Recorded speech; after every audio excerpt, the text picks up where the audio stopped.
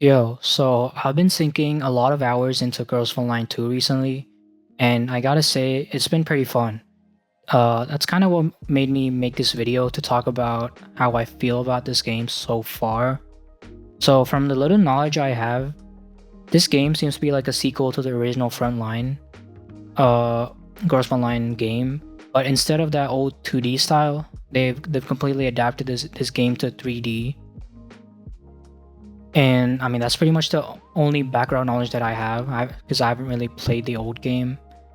So I guess to start off this review, I must say, Girls Online 2 looks really good.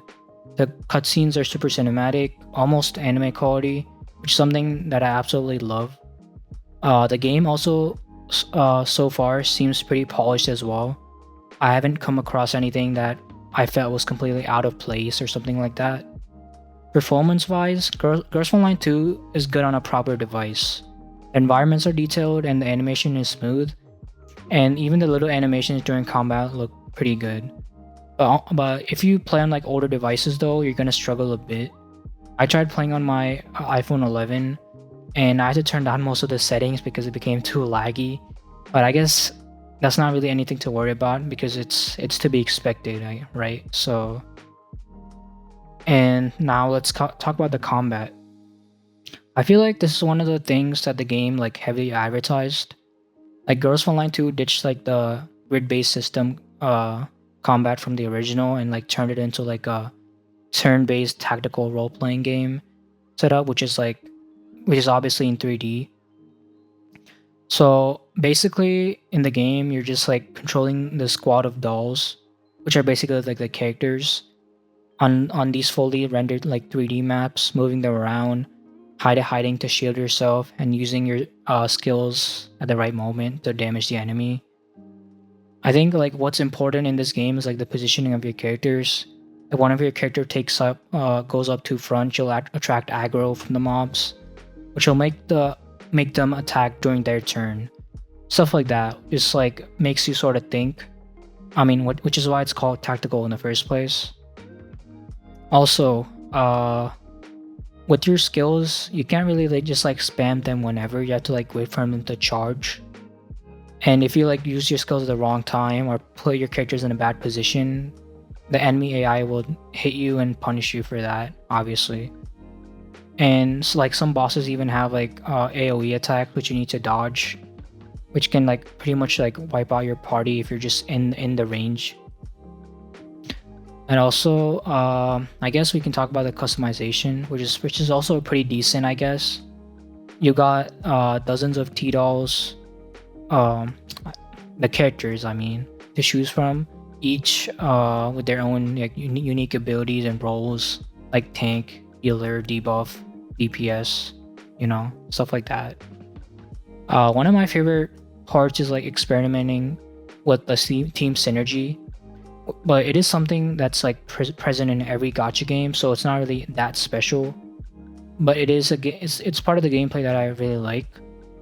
Like for example, pairing a doll that boosts crit damage with another that focus on crit hits, which can like shred your enemies, or pairing them with a doll that can debuff enemies, allowing you to deal more damage and stuff like that. I'm not really into explaining too much into this because I haven't really played the game too much. So I guess I can talk about the weapons as well. Uh, the weapons in this game are guns. I mean, it's called Girls Frontline 2, so it has the same like type of weapons from their franchise. Personally, I don't really care about like customizing guns and acquiring different guns, but I guess some people might enjoy it though. I mean, I usually only pull on weapons for the stats, not for like the designs. Uh, so I don't really particularly care about these features, but I guess I have to admit they might be good to have. So far, I haven't really had a hard time playing this game, but that may be because I've only put in like 7 hours into the game. I haven't really unlocked the hard modes and stuff like that, so maybe it'll get harder. That's something I'd like to see. Also, a part that I really liked about the game was the auto battle feature and the 3 times speed, which has helped me quite a bit. If I didn't really like going through a battle, I can just like turn on auto battle and like grind for me. So that system has been pretty good, and it hasn't really let me down so far. So I guess that's another plus point for the combat. Overall, for the combat though, I feel like if you play games like Fire Emblem and stuff, and Final Fantasy, it's kind of like that. I did kind of start playing this game because the combat reminded me of Fire Emblem Three Houses, which is a game I enjoyed quite a bit. So I guess if you're into that sort of stuff, this might be good for you. Okay, that's pretty much it for the combat. I guess we can go to the dormitory, I guess. I mean, this is like something that was like also heavily advertised when it came out. And this is probably the reason a lot of people are playing the game in the first place. I mean, it's basically just your little base where your characters can chill and you can set them into whatever pose you want, and you can have that Kumer experience, I guess. You can also gift your dolls and increase your bond. I mean, not exactly original, but it still does. I mean, it's pretty okay. So from what I've heard from a friend, in the first Frontline game, you could customize dormitory and add furniture and design your room, but I haven't really seen anything like that in this game. So I was pretty disappointed in that. But I get still you can still have like one-on-one personal interaction with your characters, which I haven't really seen in any of the gacha I've played before. Of course, there's a couple of games that have things like that, but I haven't really played them, so this is pretty much my first. So, I mean, the next part I wanted to talk about was the story. I mean, there really isn't much about the story I can talk about because I haven't really played too much into the story.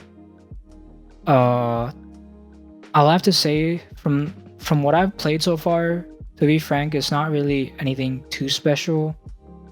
I mean, I'm a guy who likes reading in general, so even if it's good or bad, I just end up reading it. I mean, I just read like trash isekai all the time, so it's not really. I mean, in my perspective, it wasn't too bad, but I feel like a lot of people would say it's pretty mid.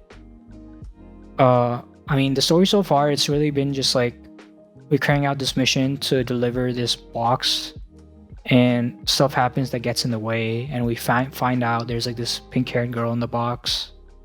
I mean, it's not really not that interesting. I mean, of course, it's only early on in the game, so maybe it's gonna get good. So I'll just have to wait for that. And okay, so let's get to the get to the gacha now. The system is like pretty similar to most of the other games. You pull for the characters in the banners, the limited banners, and the standard banners, and the weapon banner. And the rates are also like pretty decent, pretty much the same as like a lot of the gacha games. Early on, the game is pretty generous with like the free pulls and the resources, so you can like pretty much like build a pretty solid squad without spending any money. But if you want some of the limited characters or even the outfits, you might have to spend a little bit of money. From what I've heard, you could get outfits from events and maybe even standard banner, but I'm not really too sure about that. But when I saw like the money, like outfit prices and things like that, I was pretty upset because I'm an Arknights player and it's not that hard to get outfits in Arknights, right? So I was kind of expecting that kind of experience, but it seems it's not going to be like that. Still, none of the pay to win stuff feels like it's forcing you too much, and even if you don't get the outfits, you still have the characters and you can still like play the game and experience the game. And if you grind a bit and save up, you could easily be an F2P. I mean, yeah, so that's pretty much been my little review for this game. I know this review isn't really detailed or anything, it's pretty surface level stuff, but it might make some people want to play. If you're into tactical games or just like the character designs, you should definitely check it out. So if you enjoyed this video, leave a like and subscribe if you want. And let me know your thoughts on Girls Frontline 2 in the comments. And maybe if you want to see more like reviews on other games, let me know down below. I'll actually make sure to do more research next time. Thank you.